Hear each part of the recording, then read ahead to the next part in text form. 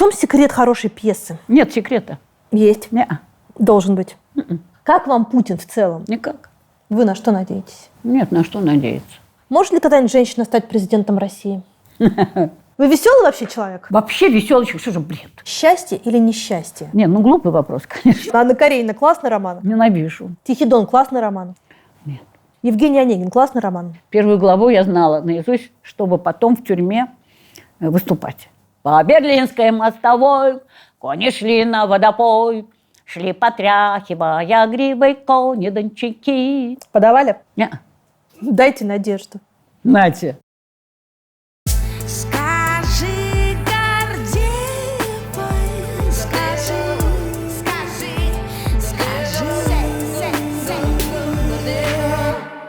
Где-то рябовать? Да, у меня много самых.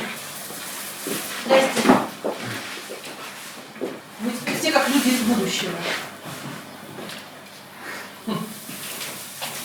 Держи. Как без этого? Ты только реши, какой стороны.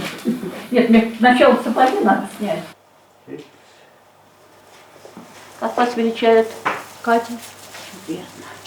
Не Люся. А как лучше, Люся или Людмила Степановна? Ну, свои называют Люся.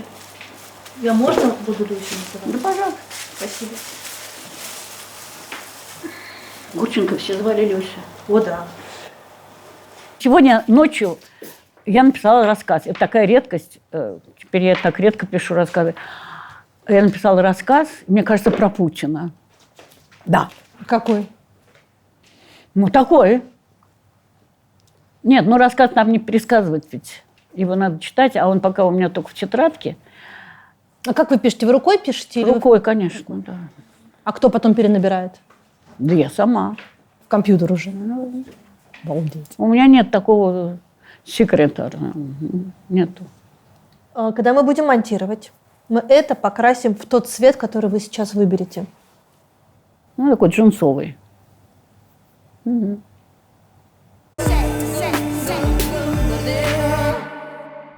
Правда ли, что вся современная русская литература, ну такая вот новая, я имею в виду Сорокина, Пелевина, не существовала бы, если бы не было Петрушевской? Как вы сами считаете? А я не читала их. Я Да вообще не знаю, о чем речь. Класс! Назовите мне 5 хороших романов, которые вы не пожалели, что прочли. Я не читатель, я писатель. Да вы даете. Ну ладно, Анна Каренина классный роман? Ненавижу. Я никогда конец не читаю. Вообще считаю Толстого графоманом. Тихий Дон классный роман? Нет. Я один раз прочла, и все больше. Там сцена изнасилования вот этого. В самом начале. Для меня это просто невыносимо совершенно. Евгений Онегин классный роман? Первую главу я знала наизусть, чтобы потом в тюрьме выступать. То есть если вас посадят, то Да, вы бы все... обязательно. Человек должен знать Евгения Онегина наизусть, чтобы читать ночами. Чтобы эти суки заснули. Чехов. Первые 4 тома. Чехов в своем «Сахалине» написал, что он вступил на паром, идущий из Владивостока на Сахалин, с мужиком, на руках которого была 3-летняя девочка. Он убил свою жену, которая родила ребенка.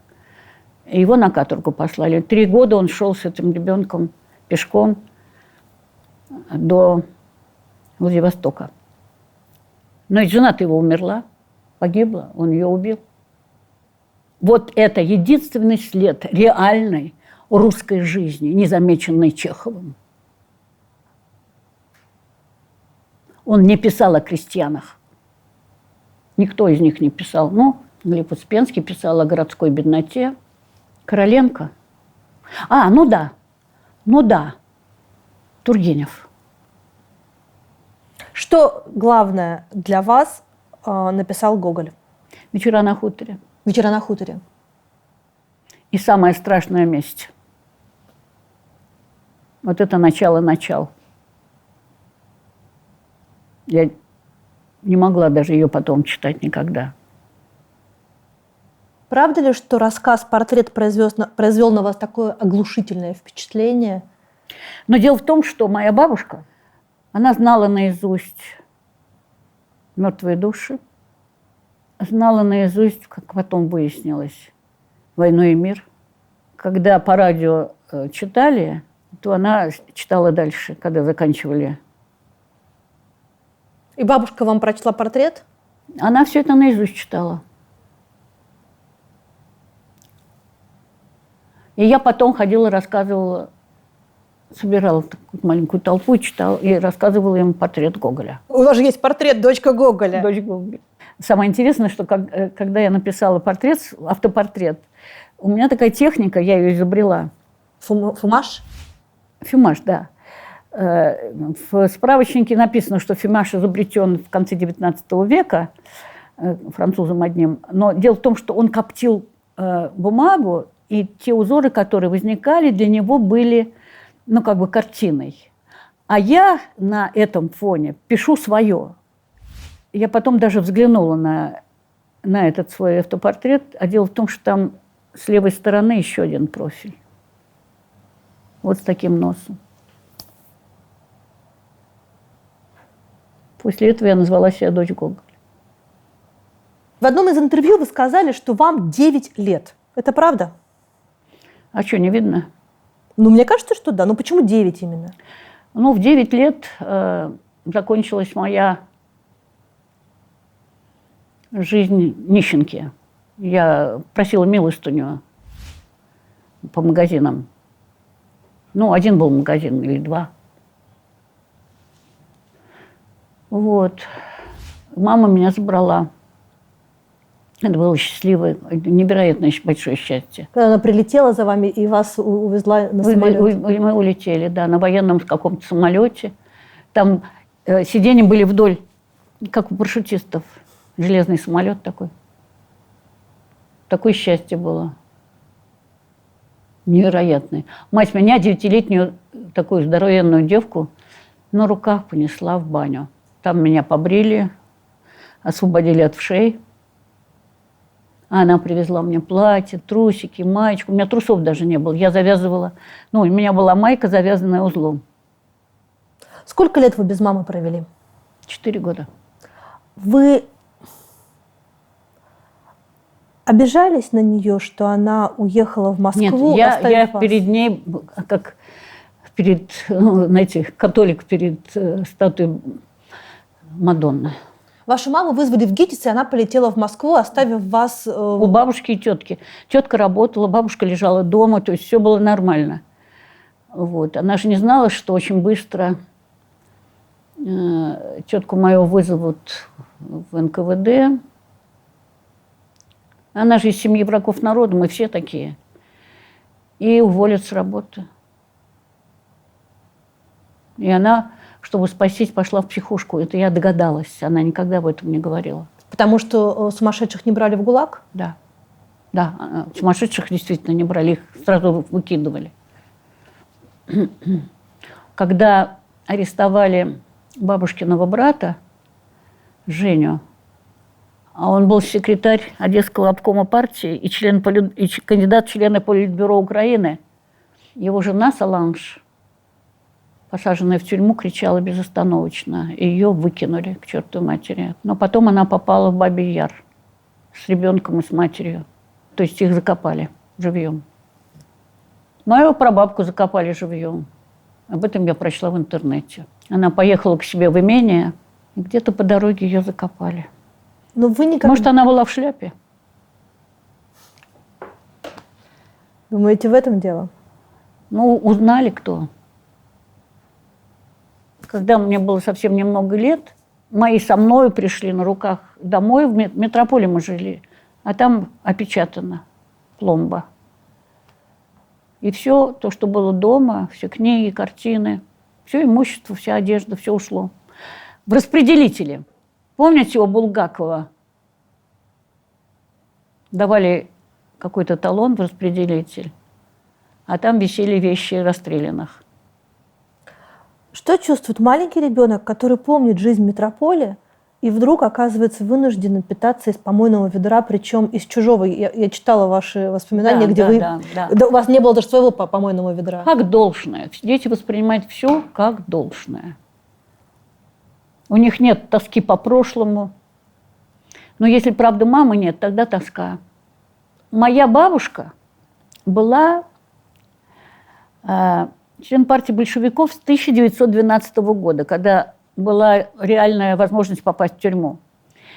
И поэтому она знала язык, на котором говорили большевики. Угу. Это был так называемый язык придворных. Ну, придворных большевистских. Нет, это назывался просто язык придворных. Угу. А когда дома часто говорят на каком-то языке, ты поневоле выучишь этот язык и поймешь все. Вот. И они очень плохо говорили про мою маму, которая для меня была просто святыня.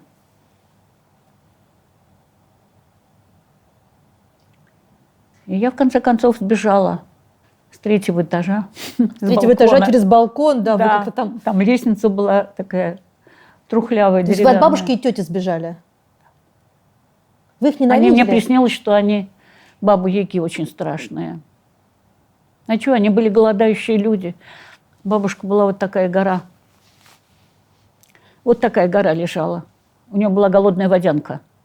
А тетка моя потеряла все зубы. Есть было нечего. А я бегала. Где-то с апреля по октябрь я бегала босая. У меня не было обуви. За мной как-то так очень следили мальчишки в нашем дворе, когда я росла. И издевались надо мной, били очень, как бы сказать, откуда мне было деваться. Вот. И один раз они меня бросили в лужу вара, который от солнца растаял, эта смола, и из бочки потекла. И вот они меня кинули в эту лужу. Я так стала опираться, и у меня руки стали с такими сосульками. И я вот так вот сидела, и ничего, что я могла. Они стояли вокруг и хохотали. Дико хохотали. И то какой-то мужик шел, меня вытащил оттуда, их разогнал. После этого у меня не стало трусов. Я ходила в этой майке, завязанной узлом внизу. И вот приехала мама, и мама вас забрала, и вы решили, что такое счастливое спасение. Мама, когда я ее увидела, меня двое моих врагов, которые меня все время били, брат и сестра, схватили с двух сторон и потащили наверх к себе. Я думала, что они меня хотят возвратить бабушке. Нет, они выше этажом толкнули меня. Нет, не толкнули, они так и держали меня. А там сидела мама моя. Они меня держат, а я склонилась прямо к коленям и реву жутко. Мать начала, она там сварила манную кашу на молоке с маслом. И меня вырвало. Да, как я просто безумно совершенно. Но жить было негде, поэтому первое, что она сделала, она отправила меня в пионерский лагерь на 3 смены. И не брала меня, как бы сказать, в пересменку. Я там, в общем, я пришла домой, приехала домой с пустым чемоданчиком. Вообще ничего не было. А после этого она меня отдала в детский дом. Ну, мы жили с ней у дедушки моего Николая Феофановича Яковлева на полу, под столом. И она меня все время отправляла куда-то, чтобы у меня была хотя бы нормальная жизнь, нормальное все. Потому что она же работала целый день. Вы понимали, что она вас отправляет не потому, что она вас не любит, а потому, что негде жить и такие Нет, я понимала как данность, что так что надо. так надо, да? Да. А дети, между прочим, очень многое воспринимают как данность. Даже когда над ними издеваются. Это их жизнь. Вы детский дом часто вспоминаете? Да. Это был прекрасный детский дом. 1947 год – это был голод. В России был голод. И они почему-то вот ЦК комсомола устроила детский дом для умирающих почти. Для тех, кто был болен. Их собирали по детским домам, чтобы не подохли эти дети. И весь детский дом вела команда педагогов из Питера, ленинградцев. На речке Уфимки стояла старинная такая господская усадьба с огромным парком. Я все время вспоминаю. Кормили 4 раза в день. Но только у меня не было валенок потом гулять. А валенок у них тоже не было. И мне мама прислала валенки. И я так разыгралась на пруду. Мы играли на пруду замерзшем. И провалилась валенком в какую-то дыру, и все, и валенок у меня не стало. И помню, что на Новый год мне дали какую-то юбку и навесили на шею стеклянные бусы с елки. И мы пели «Ай-ля-ля-ля-ля-ля-ля». Я тогда впервые вышла на сцену. Тогда вы впервые вышли на сцену? Или вы впервые вышли на сцену в Куйбышеве, когда вы Не, какая попрошайничали? сцена? Я просто там пела по дворам. Чё? Ну, пели вы впервые там. Ну, а что делать? Чем я могла еще? Орала. По Берлинской мостовой кони шли на водопой, шли потряхивая гривой кони-дончаки. Подавали? Не. Говорят, что когда человек голодает в детстве, он потом все время никак не может наесться Вы вдоволь. знаете, какая история? Ребенок все воспринимает как данность. Нет еды, надо искать. В парке у нас вот там стояли акации. Можно было стручки эти вынуть, и там немножко этих горошинок. В траве были какие-то горошинки тоже, колобашки мы их называли, и кислица. Я как-то с благоговением отношусь к своему детству. Как мог ребенок, голодный абсолютно, босой, выжить? А потом однажды я забралась ночевать в наш соседний дом офицеров. Вот там в 6 часов все уходили. Ну, кроме тех, кто пускал зрителей в зал. Я там пересмотрела все трофейные фильмы. «Сестра его Дворецкого», «Королевские пираты». Дина Дурбин на всю мою жизнь стал для меня просто примером как бы того, как надо себя вести, когда ты приходишь в кафе, и там играет оркестр. Класс. И что она пела? Она пела «Deux ciganes, sans répit, grattaient leur guitare».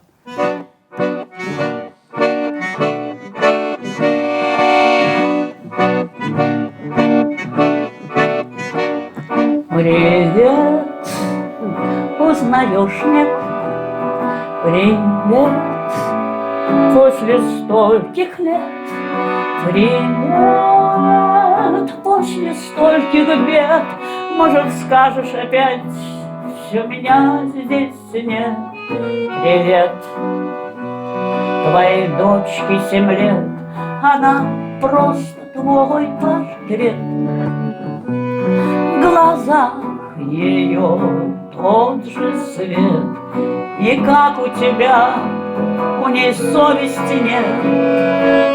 Салют, comment ça va? Salut, c'est encore moi. Le Paris, le long de l'argent, je pensais à toi.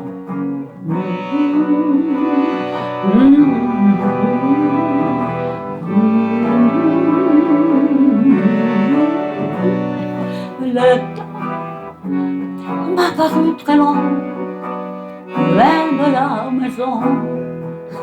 Je pensais à toi. Это очень странный эффект, когда читаешь ваши книжки. Ты вроде бы читаешь абсолютную энциклопедию человеческого несчастья, особенно женского несчастья. Но когда ты дочитываешь, тебе не становится от этого плохо, тебе становится от этого хорошо. Спасибо. А в чем фокус? Вопрос не ко мне. Было ли у вас какой-то момент, день, несколько дней, мгновение, когда вы чувствовали себя абсолютно и беспримесно счастливой? Ну, я в роддоме ходила на следующий день по коридору. Мне еще его и не дали, Кирюшу.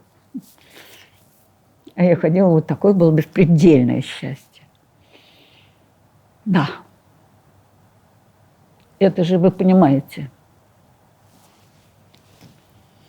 Когда держишь эту головку на руке, она вся умещается тут в ладони, и ждешь. И вдруг оттуда, из этой вселенной, тебе посылают улыбочку.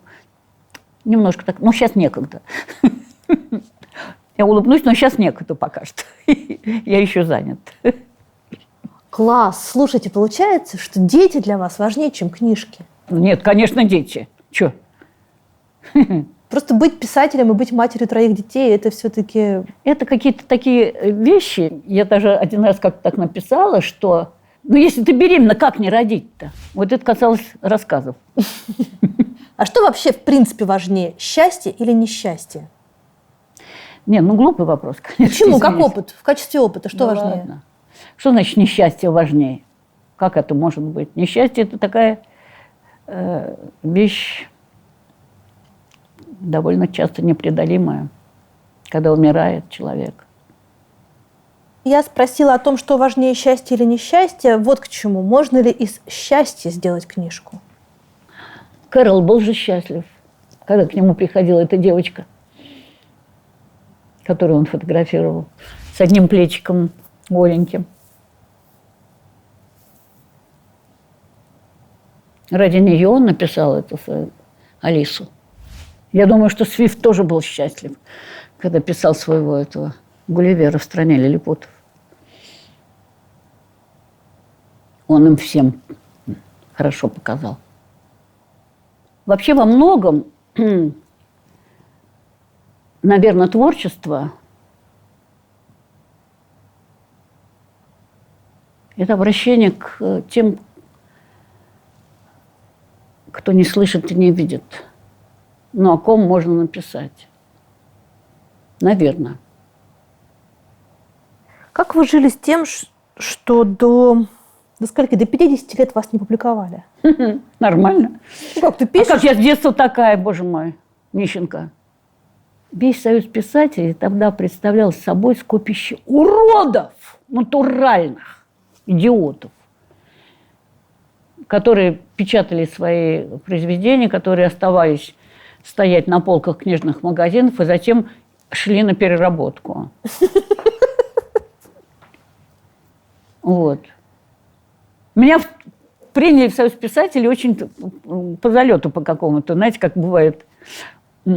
Значит, была такая Лена Ржевская, замечательный человек, она была переводчица и потом писатель. Она встретила меня в Новом мире, а я туда таскала рассказы свои. И говорит: Люся, вы знаете, вышло постановление ЦК партии о работе с комсомолом, о работе с… В общем, что-то такое. Так вам надо подавать в союз писателей. Я говорю, да мне 39 лет уже. Ничего, я вам дам рекомендацию. Мне дал рекомендацию, по-моему, человек 10. Арбузов, Крымова. Самуил Алешин, драматург, был членом этой комиссии приемной. А там как? Дело, что бы издано, там, что там, поставлено или издано. В общем. А у меня ничего. Ничего не поставлено, ничего не издано. Но он прочел мою сказку. Они заржали, меня приняли. Ну да, я написала письмо Горбачеву, что вот я член Союза писателей, а у меня ни одной книжки, ни одного спектакля. Как это так вообще? Мне позвонил человек из отдела прозы. Фамилия его была, по-моему, Анфиногенов. И говорит: вот тут ко мне пришло письмо, вы написали. Я говорю, я же не вам написала. Он говорит, все равно все приходит ко мне. Я говорю, ну какие шансы у меня на публикацию? Он говорит, у нас очередь мертвецов лет на 10. Те, которые уже умерли, но еще не напечатались. Я пошла к Ильину, потому что к нему все ходили.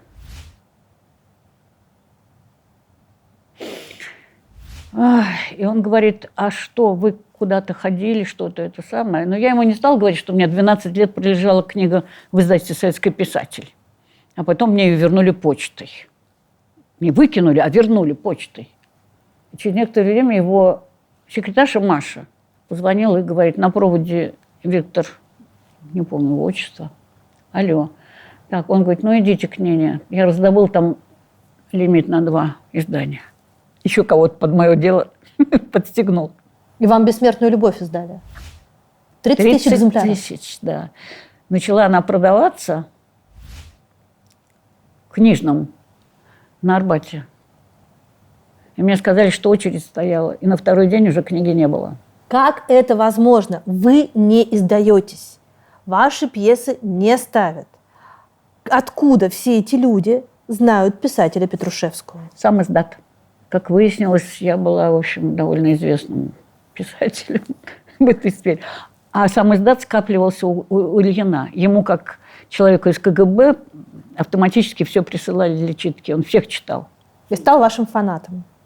Ну, вот я не знаю, но он ко мне очень хорошо относился. Вот что. Да. Странная заковыка такая получается, что важную роль в вашей жизни сыграл КГБшник. Но КГБшник осужденный своими. Осужденный своими. Предатель этого клана. Выгнанный оттуда. Виктор Ильин. Что это за человек вообще? Вы знаете, какая история? Это был наш человек там. Вы понимаете, по роду своей деятельности, так я понимаю, ему доставляли весь самиздат. Дело в том, что 8 лет он просидел в камере в подвале КГБ, НКВД. Если считать с 53-го, когда помер этот урод наш, значит, минус 8 лет, из 13 8 будет 5. В 45-м году его посадили, как врага народа, но не расстреляли. Почему, я не знаю. Дело в том, что он был очень хороший человек.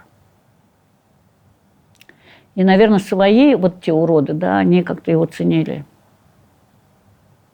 Сидит он там, ну и хрен с тобой. Может быть, он просил, чтобы ему давали книги. Что он там делал в темноте? Квартира. А он был секретарь. И я к нему пошла. Он сказал мне, квартиру вам дать не могу, но 300 рублей на лето дам. Ну, мы жили, у нас квартира была маленькая, 32 метра, 3 детей. Как сказала мне соседка, встретив меня на лестнице с таким пузом, сказала, квартиру хочешь, не дадут. У нее тоже было 3 детей. Ей тоже, видимо, не дали. Не дали, да. 2 комнаты в 3-комнатной квартире. Причем дочь у вас 3-я родилась, уже вы взрослые были. Не то, что взрослые, 43 года. Я аккуратно сказала. Да. Конечно, через 1,5 года я начала там это...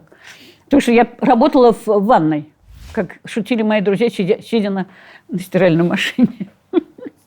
Но я знаю человека, который сидел ночами на унитазе, работал. У него там был столик откидной какой-то. Нашел, мам, вот эти, да? Да, эти. Других нет. Садись. Они тоже вон. Они тоже. Ничего себе. Розовые розы. Давай, еще. Пум-пум-пум. Умница. Девки, самое потрясающее 2 вещи. Это танец живота и чечетка. На чечетку сейчас клюют все. Выйди на любой танцпол, начнут чечетку. Да подожди, может, надо. Вот. А Таня живота, я сама была свидетелем, мы были в Индии, и наша русская дама лет 43, я устроила там концерт самодеятельности в этом нашем этом. С Мариной Абрамович. С Мариной Абрамович, да. Все закончилось, и девка вышла. Лет 40 с чем-то.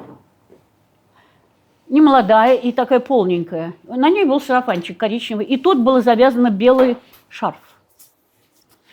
И она начала танец живота. И все мужики, какие были в округе, сбежались и вот так. Она просто трясла своим шарфиком вот здесь вот. Это было чудо. А где вы учились-то степ танцевать? Я ходила на курсы. А в каком вы возрасте пошли на курсы? 75. Ёшкин кот. Нет, больше. Сейчас мне 82, мне 77, наверное. А кто музыку пустит? Я сейчас пущу.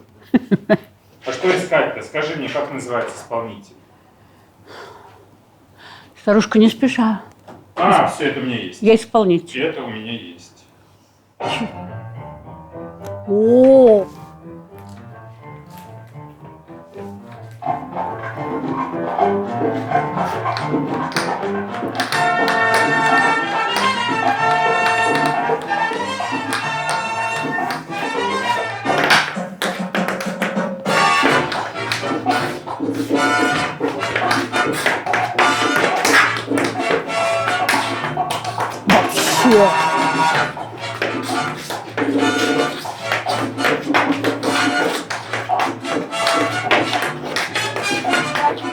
Все. Браво! Супер! Супер! Как вы познакомились с Виктюком? Мне сказали, что уроки музыки репетирует кто-то в Доме культуры МГУ. Вот в этом театре он и обосновался. Вот. Но он рассказывал так, что была репетиция, и он стал кричать, кто мешает, а ему сказали, это автор сидит, плачет. Но это он придумал. Что там плачет? Ну, режиссер-то он великий. Да.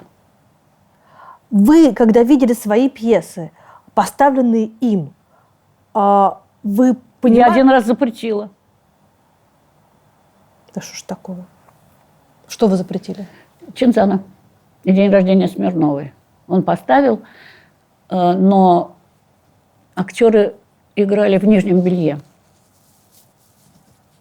Девочка в комбинациях, а у главного персонажа, у Саши Берды, так как бы изначально ползла молния на джинсах. И весь зал так смотрел.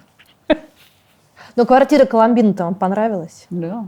Мне понравилось, но там была одна непристойная вещь, которую я просила убрать, после чего и написала даже письмо в худсовет театра, после чего Ахиджакова меня прокляла и сказала, что это донос. Но там такая была, как бы сказать, мизансцена, там стоял большой сундук, который Ахиджакова залезала, сверху залезал Берда, крышка закрывалась, все потемнело, так и играла музыка такая. А потом открывалась крышка, и Лия выходила оттуда, вылезала и вытирала рот. Худо-бедно я неграмотная, но что-то я поняла все-таки. И стала просить, чтобы не было этого. И так все равно они сидели там в сундуке. А после этого я даже ни разу не ходила на спектакль. Мне такую гадость не хотела смотреть. 10 лет оно шло без моего участия. Современник меня ненавидит. До сих пор, по-моему. Не знаю, мне кажется, я почему-то себе воображала, что вот у вас с Виктюком должны быть такие... Вот вы как бы как это...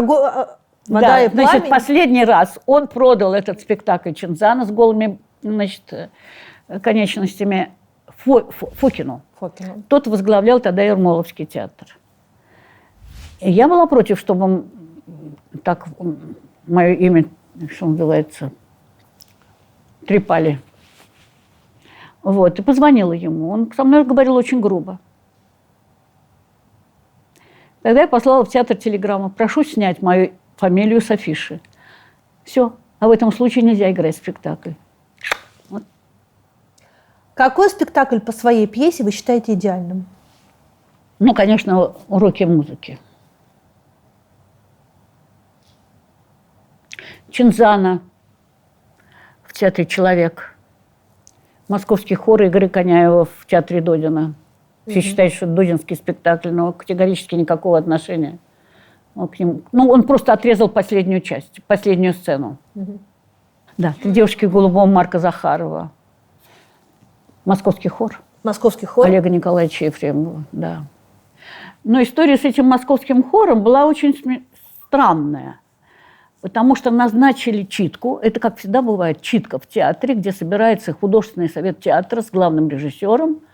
Я прихожу на читку, а пьеска-то у меня была «Московский хор». А «Московский хор» была «Возвращение из лагерей». Я вхожу с папкой, я там потом пьесу какую-то свою прочла, а баба Таня Бельцер говорит: деточка, это у тебя первая пьеса. Я говорю: 13-я. Она потом вышла на улицу, а там всегда ее сопровождали эти поклонницы. И стоит, кто-то видел, стоит в окружении поклонниц и ругается матом на меня. Вот. Потом-то мы стали с ней близкими подружками. Я вхожу в кабинет Марка Анатольевича, который больше этой комнаты раза в 2, и вижу, за столом сидит одна актриса пожилая, Орлова. Я помню фамилию, по-моему, Вера Орлова. И мой вот друг Юра Махаев. Мы с ним вместе преподавали в ГИТИСе. И какие-то коротко стриженные люди, другие по-армейски, 2-3 там колготятся в другом конце комнаты. Я спрашиваю, а это кто? А это не обращайте внимания, это по поводу оформления. Следующий вопрос. Ну, нет в театре таких бритых. Ну, нету. Вы их опознали, что ли? Я встала, значит, с папкой под мышкой, сказала, читка отменяется, все, и ушла. Навсегда. Из этого театра. Ну, вы даете. Это же Да. смелость какую надо иметь. Какую смелость? Я же поняла, у Марка Анатольевича готовился к съемкам фильм по Шварцу. Убить дракона? Да, а это 2 года. Там деньги были немецкие. Там гастроли были в Германии. Я 3 года ждала премьеры «Трех девушек в голубом». 3 года она была запрещена, эта пьеса, там, этот спектакль. Так еще что мне вот... А в этот момент у меня старшего ребенка, Кирюшу, забирали в армию. Несмотря на то, что у него была девочка, дочка 2-летняя, и жена была беременна на 4-м месяце. И еще у него был диагноз хроническая пневмония с детства. Ну, его положили в больницу на Усачевке. Вот, я пришла его навещать, взяла книжку, которую Кирюша читал, открываю, а тут посыпались тараканы. Такая больница. И мне врачихи, такие молодые, красивые, сказали, мы снимаем его диагноз хроническая пневмония. Он идет в армию. Я пошла к директору театра Икемяну, моего родного театра Ленкома. Он сказал, что ничем помочь не может. Я еще куда-то пошла, бессмысленно. Я пошла к Олегу Николаевичу Ефремову, который на самом деле ко мне, ну, просто очень хорошо относился. Очень хорошо. И это он меня заставил написать 2-ю часть Чинзана. Вызвал и говорит, это что, пьеса? Я говорю, а что? Это говорит, что, пьеса? Я говорю, а что? 3 мужика пьют, чего, нормально, Чинзана. Я говорю, что вам хочется, чтобы я написала 2-ю часть, где бабы пьют? Он говорит, ну. И одна другая говорит, я вчера у тебя ночевала? Он говорит, ну. Я пошла домой и думаю, никогда в жизни ты этого не поставишь. Написала, не поставил, точно. Ну, он, в общем, ко мне очень хорошо относился. В Амхате до сих пор ходят слухи о нашей связи, но это все ложь абсолютная. Вы могли бы не опровергать. Оно мне нужно. И вот я пришла к Олегу Николаевичу и говорю, Кирюшу моего забирают. А у него вот жена беременная и дочка. Она говорит, так, сейчас. Берет телефонную трубку и говорит, ну это опять я. Все, меня выспросил, все ему сказал. Значит, в результате этот военком города Москвы велел ему, чтобы моя невестка принесла справку, что ей нельзя делать аборт на 3-м месяце. Алло? Вот, в общем, в конце беседы я сказала, ну что, жизнь-то идет. Он говорит, ну несите. Где пьеса-то? Он прекрасно уже знал, все, в театрах все знают, все, что я ушла с пьесой под мышкой. Все, он поставил к 90-летию театра МХАТ, поставил московский хор, он шел 10 лет, по-моему. Скажите, в чем секрет хорошей пьесы? Ну, если бы я знала. Здрасте, вы знаете. Нет? Нет секрета. Есть. Неа. Должен быть. В чем секрет Евгения Онегина? Ну, все. Да, спасибо. Но, в общем и целом, ждешь, когда придет. И иногда дожидаешься. Вот сегодня не спала, опять про этот рассказ. Я, по-моему, очень смешной рассказ написала. Потому что очень. Слушайте, в ваших рассказах, в ваших романах мне больше всего на свете поражает, как вот в этом ужасе и кошмаре, там я местами тоже смеюсь.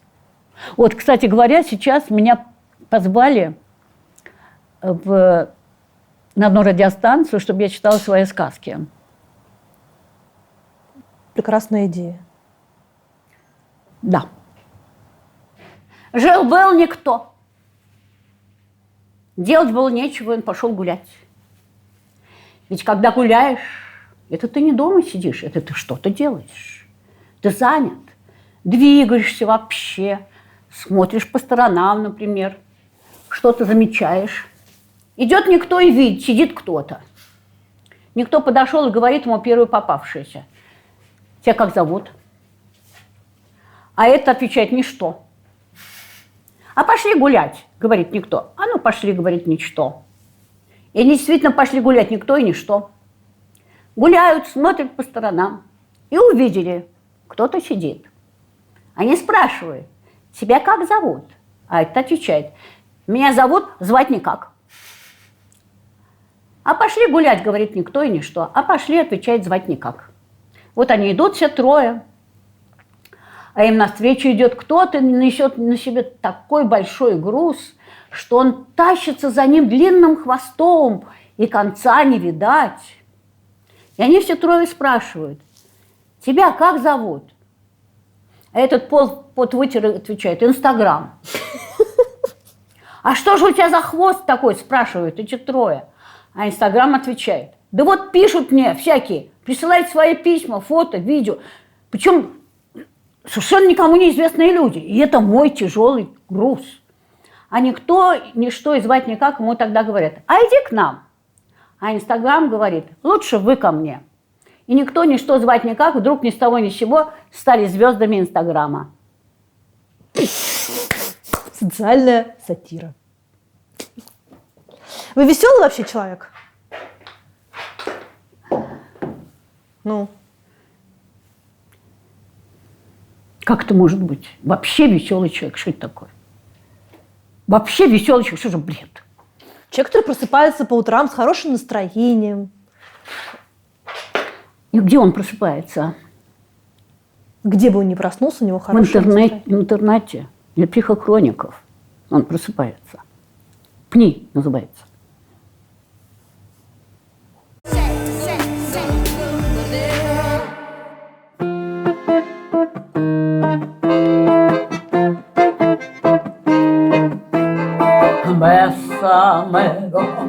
Бесаме mucho. Скоро нам, милый, придется расстаться с тобой. Целуй меня крепче, слов у меня не нужно, а все остальное я знаю, мой дорогой.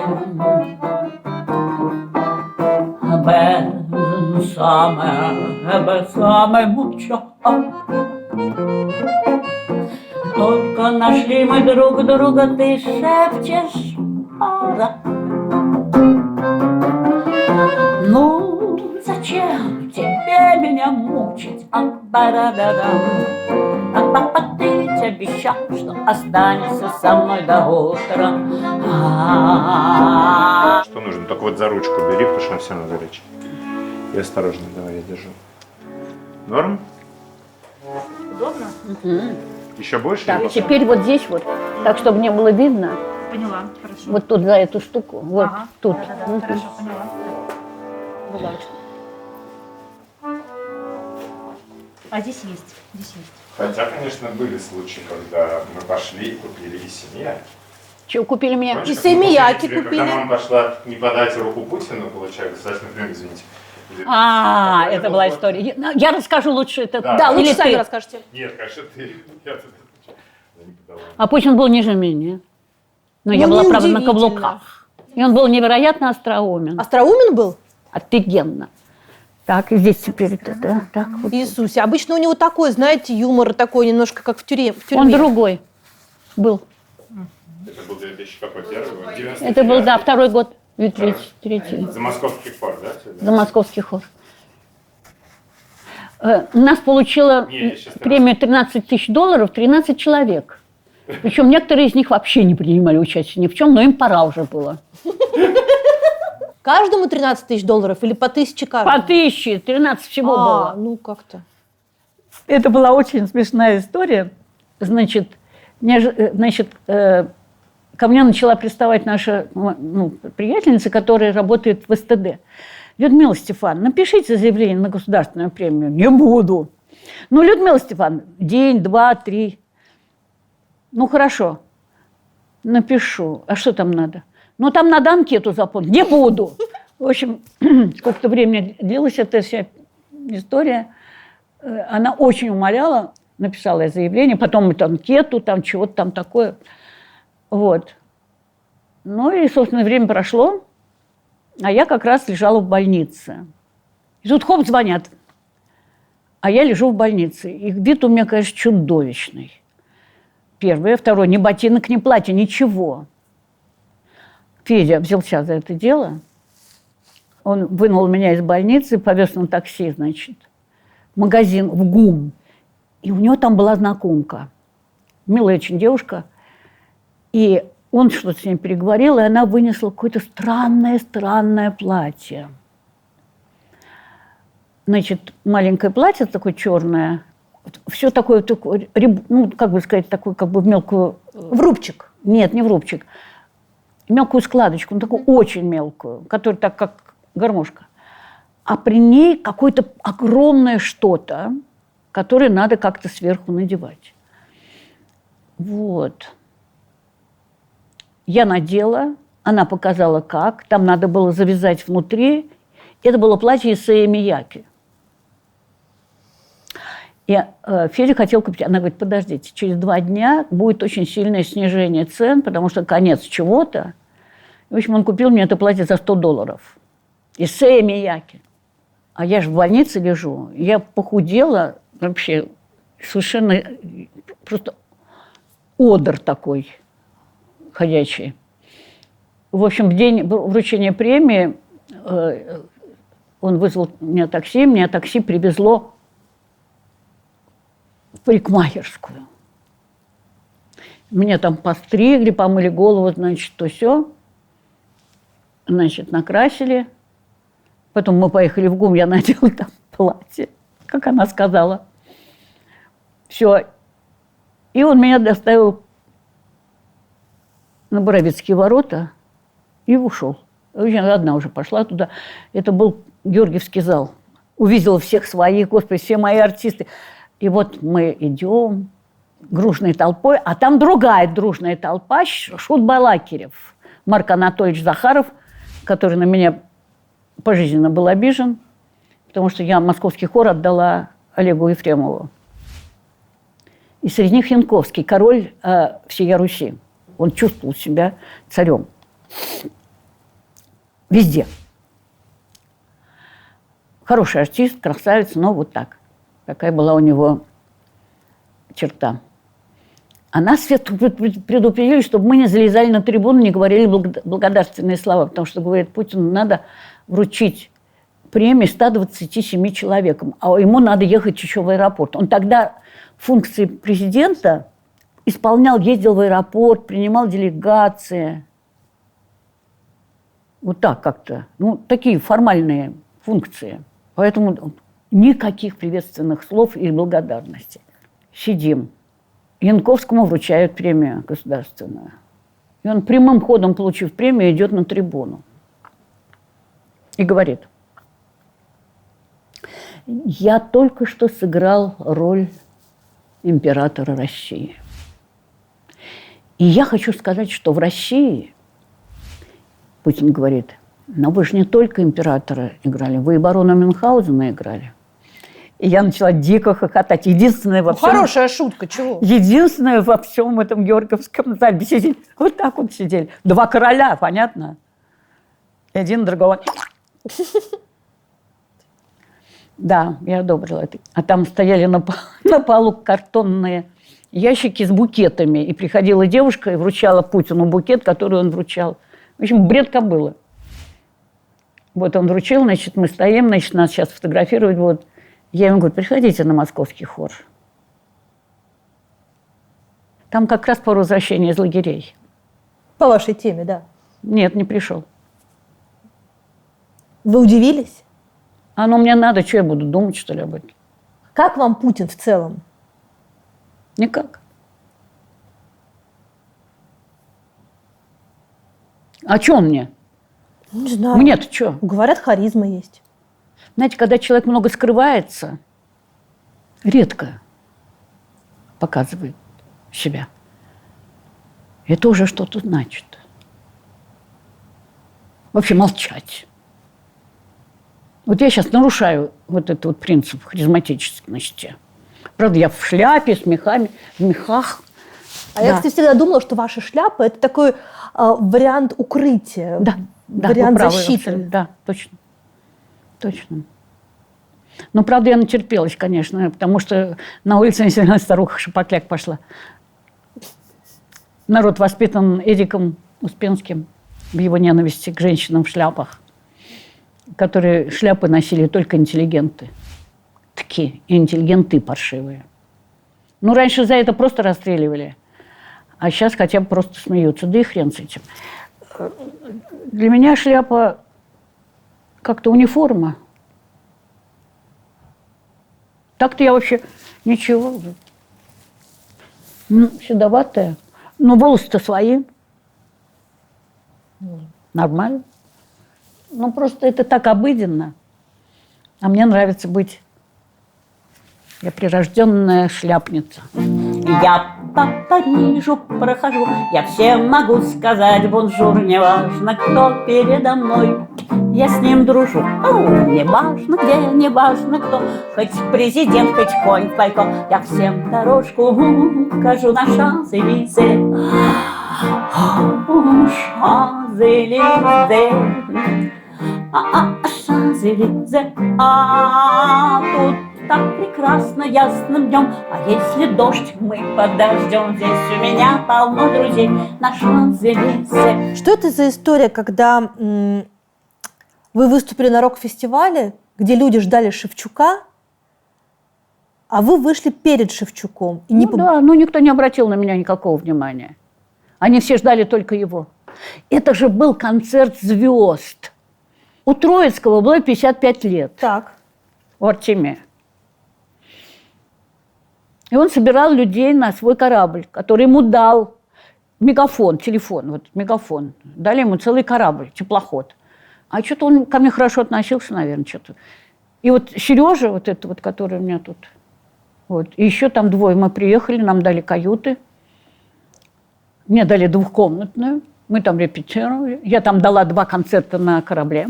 А уже потом, когда мы прибыли уже в этот самый в город, шел дождь, и Троицкий обошел ко мне и сказал: Люся, вы можете не выступать. Я сказала: я мужественная. Ну, не завоевал я от Ярослава ни хрена. Все ждали только Шевчука, конечно. А там сколько? Там несколько тысяч человек же стояло. 7. 7. А был дождь. Обалдеть. Когда вышел Шевчук, дождь кончился, и просияла радуга. А Шевчук вам нравится? Очень. Тогда просто я плакала. Но после этого я как-то с ним как-то и не встречалась, и не общалась.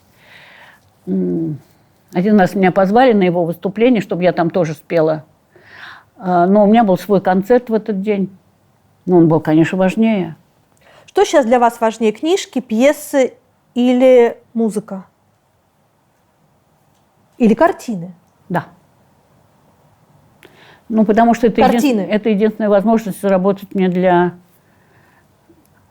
ростка. Я то, что рисую, я продаю, и деньги поступают. Иногда у меня, вот в декабре прошлого года у меня купили работу за 200 тысяч.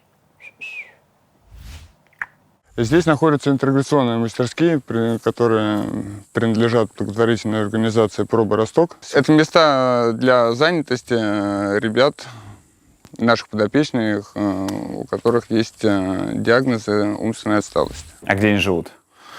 Живут в наших квартирах сопровождаемого проживания. Это Сережа, Серега, привет. наш художник. Как дела? Это Маша из «Маши и медведя»? Да, мультик такой был. И это будет просто разделочной доской, да? Да. А потом что, лаком будут покрывать ее? Потом лаком покрываем. Это подарок будет или... Ну, это я буду продавать, не знаю. А, Я в туре работаю. И чтобы деньги, чтобы деньги были. да, платить. А сколько тебе лет? Ну, у меня сейчас 36 пока что. Я еще в интернате там был, еще там в интернате. Ну, был в интернатах еще сидел. Там сюда приехал. Ну, там плохо там, потому что было. Сюда приехал. А там плохо было? Да, плохо было. А что именно? Ну, там не то. Хочу говорить, но Обижали? да, плохо было там было. Могут ли они когда-нибудь самостоятельную жизнь начать? Нет. Все равно поддержка нужна. Почему вам важно поддерживать Росток? Помолчим на эту тему, ладно? Да, помолчим. хорошо. Почему вы любите своих детей? Вы можете ответить на этот вопрос? Отличный ответ. Да. Алеша Божий человек, понимаете? Вот в наше время, в наших условиях. Божий человек. Алексей Божий человек. Это есть такое имя. 20 лет назад Юлия Курчанова повезла группу, ну, как бы сказать, волонтеров или благотворителей на автобусе. Это 650 километров до Порхова. Когда они приехали, а там был Алеша в этом автобусе, что-то его занесло туда. Он в Пскове имел, как бы сказать, дело на таможне, он торговал с Латвией, то есть покупал у них молоко для нас. И все продукты, которые роскошные, конечно. Тогда это было. И он приехал вместе с ребятами, вот с Юлей, смотреть Бельское-Устинское. Это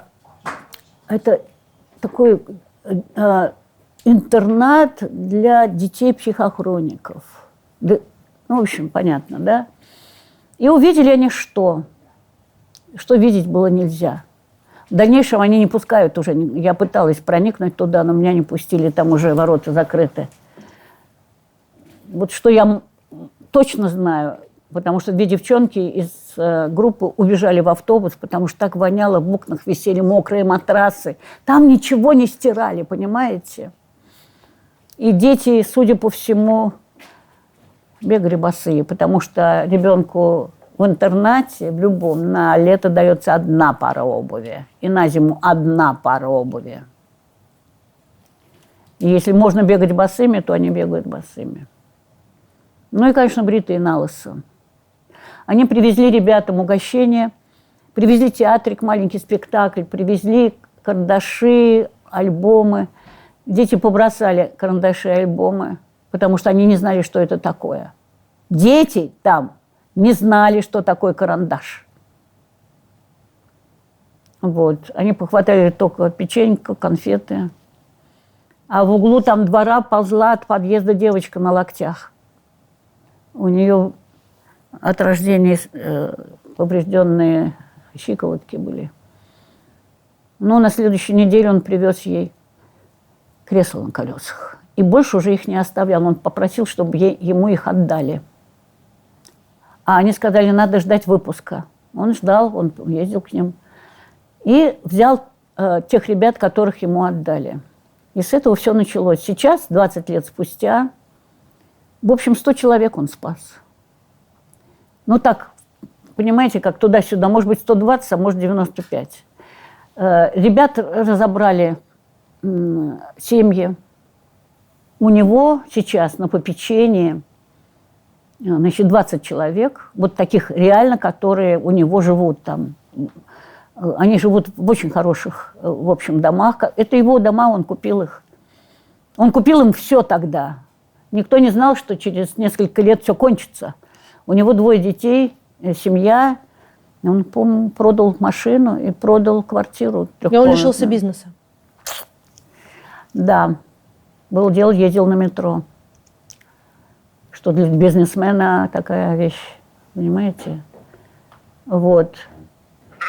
Здрасте. А где Алексей? Вот он. Давайте его, Алёше тоже. Ну, ты Вова день рождения.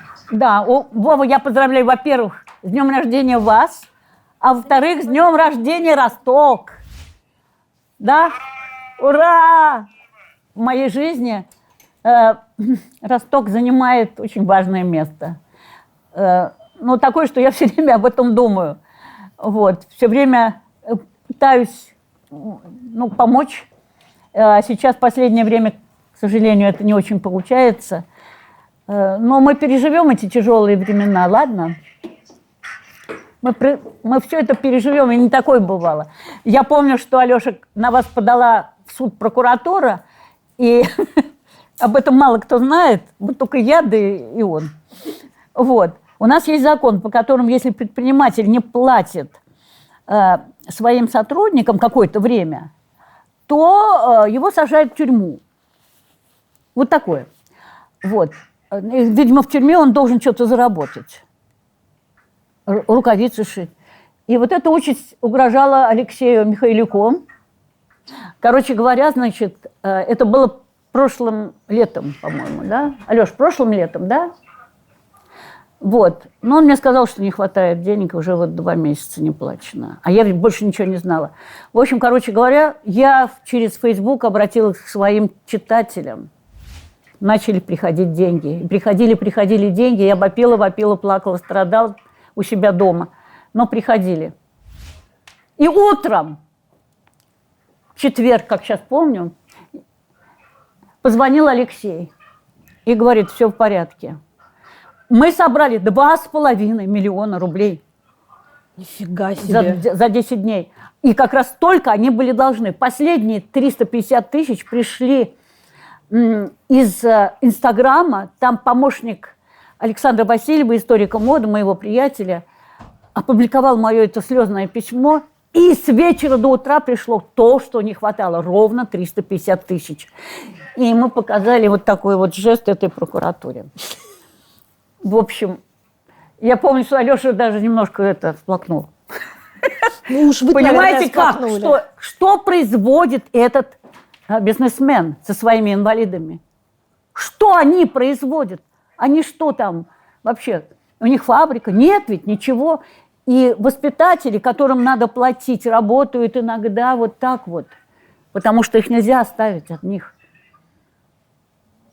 Вот. Поэтому я надеюсь, что эти тяжелые времена мы как-то проживем и продержимся, да? Я вот еще сейчас вот недавно из Англии пришло 3000 рублей. Я пошлю. Ну, это ничто, но все-таки. Ладно, ребята, держимся.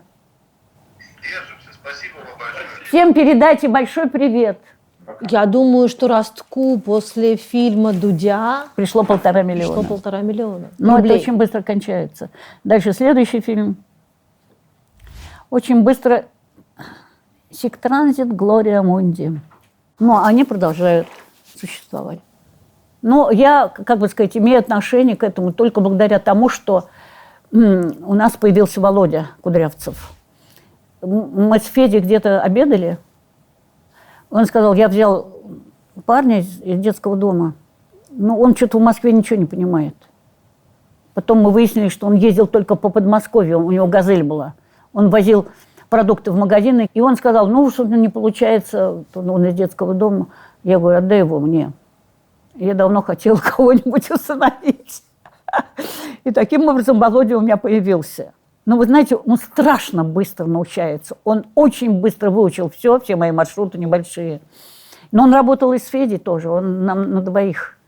А потом он стал просто сотрудником галереи, у него удостоверение. Когда мы шли в Третьяковскую галерею, значит, то он прошел просто так, по удостоверению. А что он в Третьяковке делал? А я его повела. Поскольку он искусствовед теперь. Вот. Значит, и вот все то, что я рисовала и потом продавала, это все делал он. Он делал выставки, оформлял мои работы, научился делать паспорту, вот эти круги.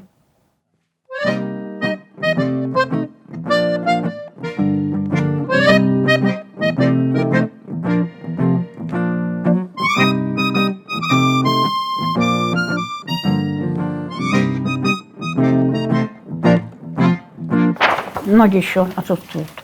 Это только заготовка. Это на, красиво. на продажку. Это все, что вы потом будете продавать в пользу ростка. Да, я такую за 200 тысяч продала.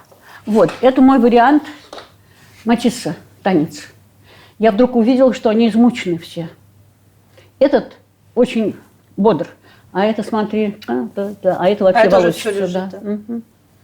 Да, но ее голова – это центр этого мироздания. Так, это, конечно, из Дега. Признаюсь, я не могу, я обожаю я Дегу. Любите, правда, Дега? Очень, да. Так, это кто? Это Путин.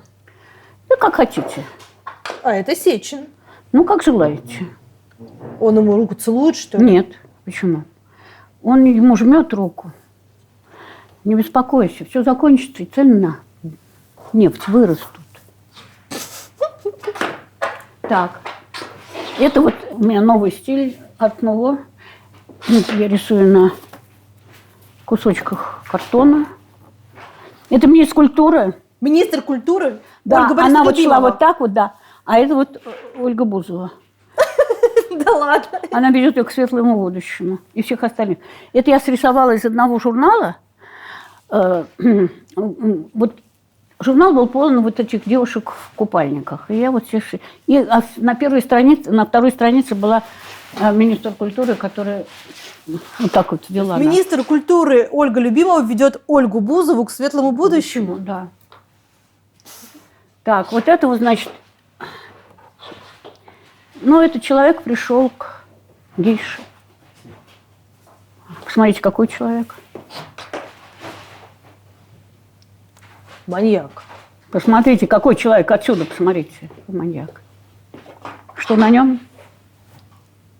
Строитель, что ли? Дура и дура. Ну, дура. А кто это? Чехов. Я хотела сказать Чехов, но А почему не постеснял. сказала? Вот. Он описывает в письме Суворин, как он в Хабаровске Как пошел Хабаровский к японской пошел к проститутке. японской проститутке, точно. У него просто на голове. Ну, На голове шляпа. все, теперь поняла. Вот это мой защитник. Злой такой. Нет, это не злой, он мужественный. Это такая была у меня в раннем детстве, года 2 уже нас оттуда выгнали. Этой посвящены стихи. Чай, чашка и я, все готово. Чайные церемонии я, больше ни слова. Я решила сделать черный квадр АД. Вы посмотрите, что это. Вы видите чертика? Вижу. Вы видите ад и череп вот здесь вот? Ну, я себе как-то... Ну, посмотрите. Да, вижу. Сверху что-то... Ну, правда, да. Этот ад. Вы смотрите, ад. Теперь дальше смотрите. Что это такое вот это? Лодка. Корабль большой. Посмотрите, что здесь происходит.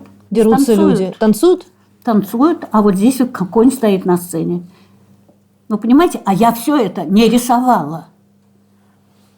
Я это не рисовала. Я махала вот так вот кисточкой, чтобы на нем наклеить вот эти вот. Это абсолютная мистика. И после этого, когда я посмотрела, что у меня получилось, я перестала бояться ухода. Потому что там ничего. Ничего страшного. Ничего. Смерти нет. Ага. Есть искусство. И дай Господь, чтобы оно было вечным. Я как к великому русскому писателю к вам все-таки обращусь и задам несколько тупых, но важных вопросов. Хорошо? Имею право отказаться. Имеете. Вопрос про женщин. Ваша героиня – это городская женщина, доведенная до крайней степени отчаяния. Ну, это русская женщина, вот на грани нервного срыва. На грани жизни и смерти. На грани так жизни и будем смерти. говорить. Потому что сейчас даже смерти кухонные не считаются преступлениями. Что может ее спасти? Спасти? Ничто. Почитайте «Нравы Растеряевой улицы» Глеба Успенского. Он пишет там про мужиков пьющих. Все писали про пьющих мужиков, никто не писал про их жен. Может ли когда-нибудь женщина стать президентом России? Вы посмотрите на этих избирателей.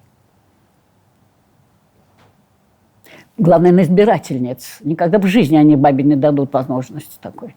Что бы вы первым делом изменили в стране, если бы вы были президентом? Да ничего здесь нельзя изменить. Что такое время? Время ночи.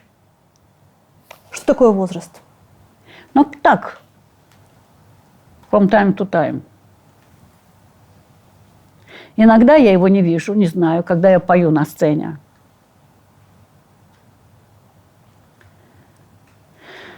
Это на самом деле, знаете, я хочу сказать, что вот это пение, когда дерешь глотку, вы чувствовали, что я деру глотку, да? Что-то из тебя такое излучается, на тебе самом кончаясь. А вся душа над тобой, а ночь такая умная. Раз, а еще раз, а еще много-много раз. Да. Еще раз, еще много-много раз. Ходите, Белла.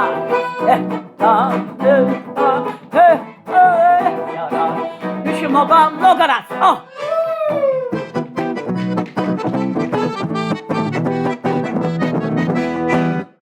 Где надежда? На что нужно В каждом надеяться? человеке. Вы на что надеетесь? Нет, на что надеяться. Я уже ухожу. Уходящая натура. Дайте надежду. Нате. А ты знаешь, Наташа, времени нет. Есть букет колокольчиков. Букет тому назад я орала над полями, как орел. Наташа! Через один букет колокольчиков ты пришла. Спасибо. А ты знаешь, Наташа, времени нет.